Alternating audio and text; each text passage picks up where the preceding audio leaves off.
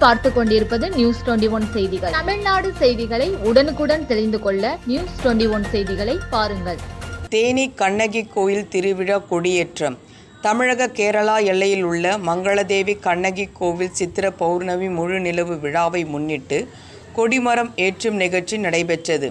தேனி மாவட்டம் தமிழக கேரளா எல்லை குமளி அருகே பெரியாறு புலிகள் சரணாலய பகுதியில் 2000 ஆண்டுகள் பழமை வாய்ந்த மங்களதேவி கண்ணகி கோவில் அமைந்துள்ளது. வரும் 12ஆம் தேதி சித்ரா பௌர்ணமி முழு நிலவு விழா, மங்களதேவி கண்ணகி விழா, பூமாரி விழா என முப்பெரும் விழா நடைபெறுகிறது. ஆண்டுதோறும் சித்ரா பௌர்ணமி விழாவை முன்னிட்டு ஒரு வாரத்திற்கு முன்பாகவே தேனி மாவட்டம் லோயர் கேம்ப் அருகில் உள்ள பழியன்குடி ஆதிவாசி குடியிருப்பு பகுதியில் விழாவிற்கான கொடிமரம் நட்டு கண்ணகி கொடி ஏற்றும் நிகழ்ச்சி நடைபெறும்.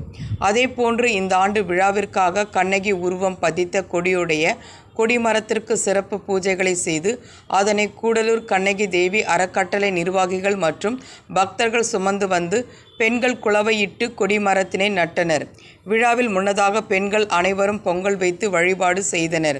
இந்த நிகழ்ச்சிக்கான ஏற்பாடுகளை கூடலூர் கண்ணகி தேவி அறக்கட்டளையினர் ஏற்பாடு செய்திருந்தனர்.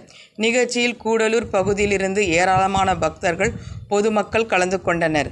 நியூஸ் 21 செய்திகளுக்காக விஜயகுமார்.